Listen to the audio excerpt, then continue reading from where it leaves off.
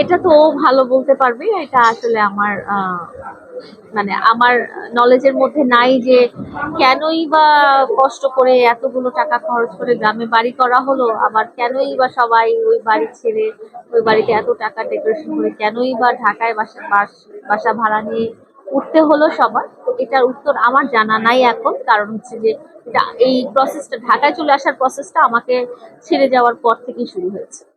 আপু, আমরা একটা জিনিস দেখলাম আসলে লায়লাকে ওইখানে ইনভাইটেশন করেছিল, আপনাকে গাড়িতে নিয়েছে, কিন্তু প্রত্যেকটা জায়গায় আপনার কোনো জায়গায় নাম ইউজ করে নাই, আপনাকে শুধু ইউজই করেছে। এটাই মনে হচ্ছে, অনেকে প্রশ্ন করছে আসলে এইটা ইউজ করা হয়েছে কিনা, আপনি কি বলবেন? আমি যদি মানে ভালোবাসা ছাড়া অন্য দৃষ্টিকোণ থেকে দেখি, একটা মানে নিউট্রাল দৃষ্টিকোণ থেকে দেখি, তাহলে এটাই মনে হওয়া স্বাভাবিক যে আমাকে ইউজ করা হয়েছে ওর ওই সেলুন উদ্বোধন অনুষ্ঠানে। যদি আমি একটা নিউট্রাল দৃষ্টিকোণ থেকে দেখি, তাহলে এটাই মনে হবে যে আমাকে ইউজ করা হয়েছে। সবাই চিন্তা করতে পারে যে লায়লা কেন গেল। এটার পিছনে একটা গল্প আছে। মামুন আমাদের বাসা ছেড়ে চলে গিয়েছিল মার্চ মাসে, এবং ও মাঝখানে একদিন আমাদের বাসার সামনে এসেছিল, আপনাদেরকে বলেছিল।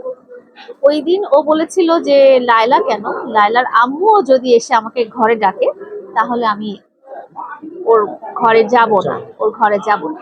কিন্তু সেলুন উদ্বোধনের জন্য মাসুদ খান অফিসিয়াল যে পেজটা এবং মাসুদ খানের নিজস্ব আইডি, যে সেখানে একটা লাইভ দেখবেন, দুইটা লাইভ দেখবেন, যেখানে হচ্ছে সেলুন উদ্বোধনের 2 দিন আগে প্রিন্স মামুন আমাদের বাসায় এসেছিল, এবং বাসায় এসে ও ইনভাইট করে গেছে, এবং একজন ব্রিটিশ সিটিজেনকে নিয়ে এসেছিলেন, এবং উনিও আমাকে পার্সোনালি খুব রিকোয়েস্ট করেছেন যেন আমি যাই।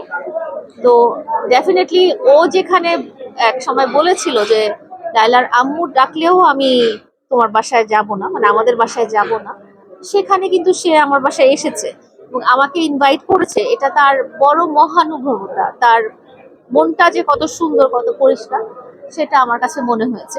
এবং একজন সাধারণ মানুষ হিসেবে আমার মনে হয়েছে যে ও যেহেতু আমাকে ইনভাইট করে গেছে, ও যেহেতু একটা রাগ ভেঙে বের হয়ে আসতে পারছে, তো আমার রাগটা তো ধরে রাখার কোনো কারণ নাই। একটা মানুষ হিসেবেও আমাকে ইনভাইট করলে তো আমি যেতাম সেখানে। তো ওর সাথে আমি 4টা বছর একসাথে থেকেছি। ও ও তো নাও ইনভাইট করতে পারতো, ও তো বাড়ি বাড়ি যে সবাইকে দাওয়াত দিয়ে আসে নাই, বাড়ি বাড়ি আমাদের বাসায় এসে দাওয়াত দিয়ে গেছে।